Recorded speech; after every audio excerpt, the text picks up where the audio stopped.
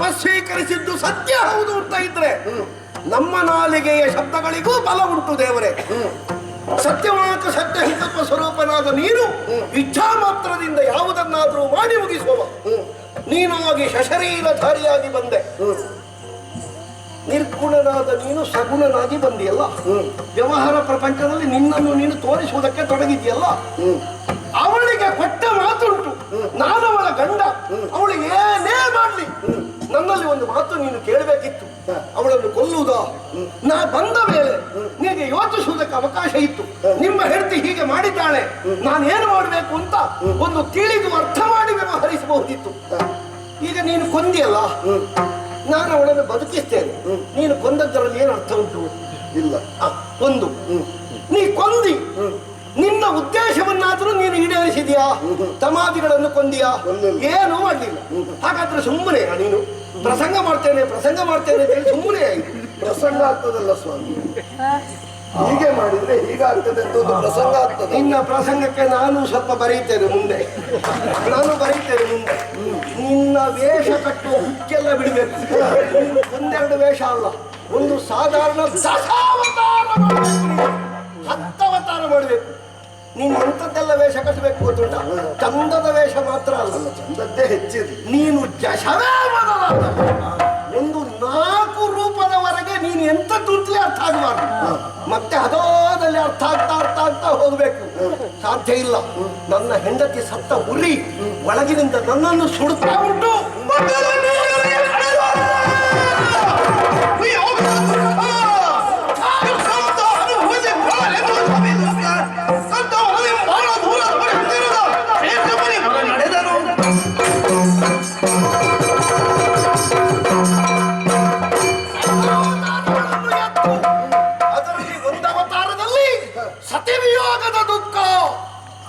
ಮಡದಿಯನ್ನು ಕಳ್ಕೊಂಡ ಗಂಡನಿಗೆ ಆಗಬಹುದಾದಂತಹ ದುಃಖ ಏನು ಎನ್ನುವುದನ್ನು ಪ್ರಪಂಚಕ್ಕೆ ನೀನು ತೋರಿಸುವ ಹಾಗೆ ಪ್ರಣಾಪಿಸು, ಕಣ್ಣೀರು ಸುರಿಸು, ಬಾಡಿ ಬತ್ತಿ ಬಾಳಾಗು.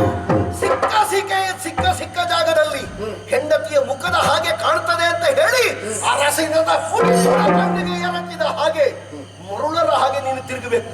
ನಿನ್ನ ಒಟ್ಟಿಗಿದ್ದವರಿಗೆ ನಿನ್ನ ಒಟ್ಟಿಗೆ ಬರುವುದು ಕಷ್ಟ ಆಗ್ಬೇಕು.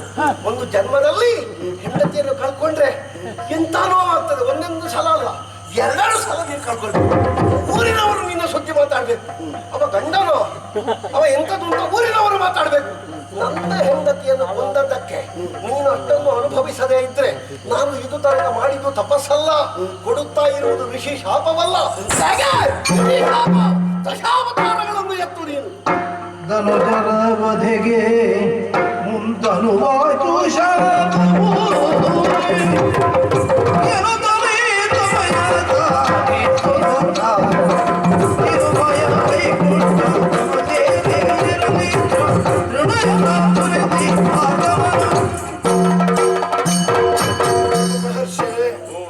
ನೀನು ಶಾಪ ಕೊಟ್ಟದ್ದಲ್ಲ,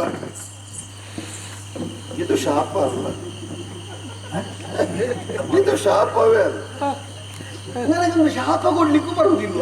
ನೀವು ಶಾಪ ಕೊಡ್ತೀರಿ ಸ್ವಾಮಿ. ಶಾಪ ಕೊಟ್ಟದ್ದು ನನಗೆ ಶಾಪವಾಗಿ ಪರಿಣಮಿಸಬೇಕಲ್ಲ. ಸಿಟ್ಟಿನಿಂದ ಬೆಲ್ಲದ ಮುದ್ದೆಯಲ್ಲಿ ಹೊಡೆದ್ರೆ ಸಿಕ್ಕಿದವನಿಗೆ ಸಿಹಿ ಅಲ್ವ, ಕಲ್ಲಿನಲ್ಲಿ ಹೊಡಿಬೇಕು ಅಲ್ಲ. ಬೆಲ್ಲದ ಮುದ್ದೆ ಸ್ವಲ್ಪ ಗಟ್ಟಿ ಉಂಟು ಅಂತಂದ್ರೆ ನೋವಾಗುವುದಾಗುದೇ, ಆದ್ರೆ ಸಿಹಿ ಸಿಗ್ತದೋ ಇಲ್ವೋ? ಮತ್ತೆ ಅದನ್ನು ಅಲ್ಲಿಂದಲೇ ಬಿದ್ದಲ್ಲಿಂದಲೇ ನೆಕ್ಕಿದ್ರೆ ಸಿಹಿ. ನೀವು ಶಾಪ ಕೊಟ್ಟದ್ದು ಒಳ್ಳೇದಾಗಿ ಹೀಗೆ ಕೊಡ್ಬೇಕು, ನನಗೆ ಹೀಗೇ ಶಾಪ ಕೊಡ್ಬೇಕು ಅಂತ ನಾನು ಯೋಚಿಸ್ತಾ ಇದ್ದಾನೆ. ಹಾಗಿದ್ರೆ ನಾನು ಇಷ್ಟೊತ್ತು ಇಲ್ಲಿ ನಿಂತದ್ದು ಶಾಪಕ್ಕೆ ಕೊಡ್ಲಿಕ್ಕೆ. ಶಾಪಕ್ಕೆ ನೀನು ಏನಾದ್ರೂ ತೆಕ್ಕೊಳ್ಬೇಕು ಅಂತಲೇ ಇಷ್ಟೊತ್ತು ನಿಂತದ. ಅಯ್ಯೋ, ನನಗೆ ಸಿಗುವುದು ಸಿಗದೆ ನಾನು ಹೋಗುವನ ಸ್ವಾಮಿ, ನನ್ನ ಹಿಂದೆ ಬರುವುದಿಲ್ಲ. ನೀನು ಆಗಲೇ ಹೇಳ್ತಿದ್ರೆ ಆಗಲೇ ಕೊಟ್ಟು ಕಳಿಸ್ತಿದ್ದೇನೆ. ಮಾತಾಡ್ತಿರ್ಲಿಲ್ಲ ನಿನ್ನಲ್ಲಿ ನಾನು. ಶಾಪವಾಕ್ಯವನ್ನು ವರವೆಂಬ ಹಾಗೆ ಗ್ರಹಿಸ್ತೇನೆ ನಾನು. ಮುಂದೆ ಬೇಕಾಗ್ತದೆ ಸ್ವಾಮಿ. ಹೇಳಿದ್ರ 10 ವೇಷ ಕಟ್ಟಬೇಕು. ಆ 10 ವೇಷ ಕಟ್ಟಿದ ಕಾರಣವೇ ನಾನು ಈ ಹೊತ್ತಿಗೂ ಎಲ್ಲರಿಗೂ ಬೇಕು. ಮತ್ತೆ ನಿಮ್ಮ ಹಾಗೆ ಒಂದೊಂದೇ ಅಂತ ಹೇಳಿದ್ರೆ ಬಹಳ ಕಷ್ಟ ಆಗ್ತದೆ. 10 ವೇಷಕ್ಕೆ 10 ಜನ ತರಬೇಕು. ನನ್ನಂತವರು 2 ಇದ್ರೆ 10 ವೇಷವನ್ನು ಮಾಡಬೇಕು.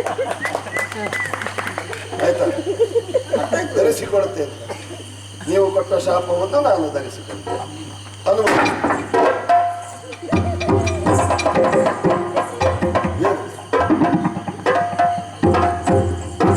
ನಾ ಕೊಟ್ಟ ಶಾಪದಿಂದ ನಿನಗೆ ಸಿಟ್ಟು ಬಂದಿತ್ತು ಅಂತ ನಾನು ಎಣಿಸಿದ್ದು, ನನ್ನ ಸಿಟ್ಟು ಇಳಿಸಿದ್ದೇನೆ. ಸಿಟ್ಟು ಬಂದವರ ಎದುರಿನಲ್ಲಿ ಸಿಟ್ಟಾಗಿ ವರ್ತಿಸಿದರೆ ಮಾತ್ರ ಅವರಿಗೆ ಸಿಟ್ಟು ಬರ್ತದೆ ವಿನಃ ನಯವಾಗಿ ವರ್ತಿಸಿದೆ ಒಂದಾದ್ರೆ ಸಿಟ್ಟು ಬಂದಿಲ್ಲ. ಲೋಕರಕ್ಷಕನಾದಂತಹ ನಿನಗೆ ಶಾಪ ಕೊಡುವುದಕ್ಕೆ ನಾನು ಯಾರು ಹೇಳು? ನಾ ಕೊಟ್ಟ ಶಾಪವನ್ನು ಶಿರದಲ್ಲಿ ಧರಿಸಿದೆ, ಮುಂದೆ ಲೋಕಕ್ಕದರಿಂದ ಉಪಯೋಗವಾಗ್ತದೆ ಅಂತ ನೀ ಹೇಳಿದೆಯಲ್ಲ ಪ್ರಭು. ನನಗೆ ಅರ್ಥ ಆಯ್ತು. ಒಬ್ಬ ಕಲ್ಲು ಬಿಸಾಡಿದ್ರು, ಬಿಸಾಡಿದ ಕಲ್ಲನ್ನು ಹಿಡ್ಕೊಂಡು ನೀ ಏರುವುದಕ್ಕೆ ಪಾವಟಿಕೆಯನ್ನಾಗಿ ಮಾಡುವವ ಅಂತ ನನಗೆ ಅರ್ಥ ಆಯ್ತು ಪ್ರಭು. ಹೆಂಡತಿ ಸತ್ತಿದ್ದಾಳೆ, ನಾನು ಅವಳನ್ನು ತಪಸ್ಸಿನ ಬಲದಿಂದ ಬದುಕಿಸಿಯೇನು. ಲೋಕರಕ್ಷಕನೇ, ನಿನಗೊಂದು ಸಂಕಲ್ಪ ಇರಬಹುದು ಇಲ್ಲಿಗೆ ಬರುವಾಗಲೂ. ಋಷಿ ಮುನಿಗಳು ಕೊಟ್ಟಿರುವಂತ ಆಶ್ರಯವನ್ನು ನಾನು ಹೇಗೆ ಕಸಿಯಲಿ? ನಮಗಿಂತ ಹೆಚ್ಚು ನಮ್ಮನ್ನು ಬದುಕಿಸುವ ನೀನು. ನಮ್ಮ ತುದಿನಾಲಿಗೆಯಲ್ಲಿ ನಿಂತು ನಮ್ಮ ವಾಕ್ ಎನ್ನುವುದು ಅದು ಪ್ರಸಾದ ರೂಪವಾಗಿಸುವುದಕ್ಕೆ ಪ್ರಯತ್ನಿಸುವ ನೀನು. ನಮ್ಮ ನುಡಿ ಖುಷಿಯಾಯಿತು ಅಂತಾದ್ರೆ ಮತ್ತೆ ನಿನ್ನ ಅಸ್ತಿತ್ವ ಎಲ್ಲಿ ಉಂಟು ಹೇಳು ಅಲ್ವಾ? ಅದಕ್ಕೆ ನನ್ನಿಂದಲೇ ಚಾಲನೆಯನ್ನು ಕೊಡಬೇಕು ಅಥವಾ ನನ್ನ ಮೂಲಕವಾಗಿಯೇ ಅದು ಚಲಿಸಬೇಕು ಅಂತ ನೀನು ಪ್ರಯತ್ನಿಸಿದ್ದಿ. ಬಹುಶಃ ಧರ್ಮಾದಿಗಳನ್ನು ಕೊಲ್ಲುವುದಕ್ಕೆ ನಿನ್ನಲ್ಲಿದ್ದಂತಹ ಶೂನ್ಯತೆ ಅಥವಾ ನನ್ನಲ್ಲಿದ್ದಂತಹ ಹೆಚ್ಚಿನ ತಪಸ್ಸಿನ ಪ್ರಭಾವ ಈ ತೆರನಾಗಿ ನಿನಗೆ ಸಿಕ್ಕಬೇಕು ಎನ್ನುವ ಸಿದ್ಧಿಯನ್ನು ಮಾಡಿಕೊಂಡೇ ಸುದ್ದಿ ಇಲ್ಲದೆ ನೀನು ಒಳಗೆ ಕೂತೆ ಅಂತ ನನಗೆ ಅರ್ಥ ಆಯ್ತು ಪ್ರಭು. ಲೋಕರಕ್ಷಕನೇ, ನಿನಗೆ ಕೊಟ್ಟಿರುವ ಶಾಪಕ್ಕಾಗಿ ನಾನು 2000 ವರ್ಷಗಳ ಕಾಲ ತಪಸ್ಸೀಕರಿಸ್ತೇನೆ. ಮತ್ತೊಮ್ಮೆ ನಿನ್ನನ್ನು ಪ್ರತ್ಯಕ್ಷೀಕರಿಸಿ ಆ ನೆಲೆಯಲ್ಲಿ ಕಾಣ್ತೇನೆ. ಏನಾದ್ರೂ ಹೆಚ್ಚು ಕಡಿಮೆ ಆಗಿದ್ರೆ, ನಾ ಮಾಡಿದ್ದು ಕಡಿಮೆಯಾಗಿದ್ರೆ ಅಲ್ಲ, ನೀವು ಮಾಡಿದ್ದು ಕಡಿಮೆ, ನೀವಿಂತ ಹೆಚ್ಚು ನಿರೀಕ್ಷೆ ಮಾಡಿದ್ರು. ಎಷ್ಟು ಕಡಿಮೆ ಮಾಡಿ ಹೋಗ್ತೀರಿ ಅಂತ ನಾನು ನಿರೀಕ್ಷೆ ಮಾಡಿ. ನಿನ್ನನ್ನು ಆರಾಧಿಸುವವರೆಲ್ಲರೂ ಭಾಗವತವಂತವರು ಅಂತ ಲೆಕ್ಕ. ನಮ್ಮ ವರ್ಗವನ್ನೆಲ್ಲ ಹಾಗೆ ಕೊಂಡಾಡುವುದು ಭಾಗವತರಿಗೆ ಸರಿಯಾದ್ರೆ ಆಯ್ತು, ಬೇರೆ ಎಂಥದ್ದು ಬೇಡ.